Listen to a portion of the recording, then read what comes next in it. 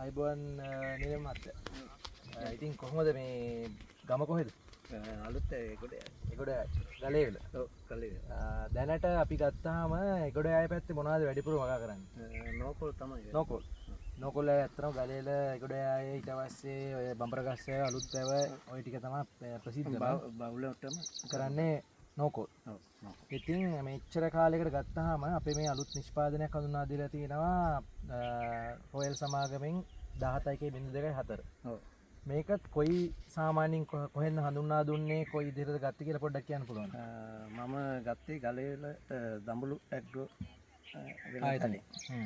ඉතින් මේක ඔයා ඉස්සල්ලාම අපි වෙනදා භාවිතා කරන මේ නෝකෝල් එකක් ගත්තාම ඔයා ඒකට මාරු වෙන්න කැමති උනේම නැහැ. ඔව්.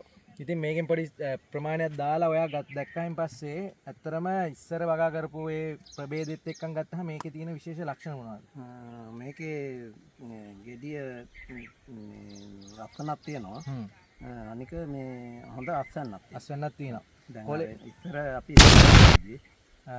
හරි ඊට වැඩිය මේකේ ලොකු ආදායමක් තියෙනවා. ආදායමක් තියෙනවා. ඉතින් මේකේ ගත්තාම සාමාන්‍යයෙන් ගෙඩිය. ඒ කියන්නේ අපි ගත්තාම මේකේ බලනවානේ ඔය මාකට් එකට ගිහපුවාම කොළ කොටද ඒ කියන්නේ ගෙඩිය කොහොමද? ඒක ගත්තාම මොකද්ද මේකේ විශේෂ ලක්ෂණ මොනවද තියෙන්නේ? එතරම් ගැටලුවක් නැහැ. අස්වැන්න ගත්තාම කොහොමද අර අනිත් ප්‍රභේද වලට වැඩි? මේකේ වැඩි අස්වැන්න හොඳයි. ලෙඩ රෝග ගත්තාම ලෙඩ රෝග වලටත් ඔරොත්තු දෙනවා.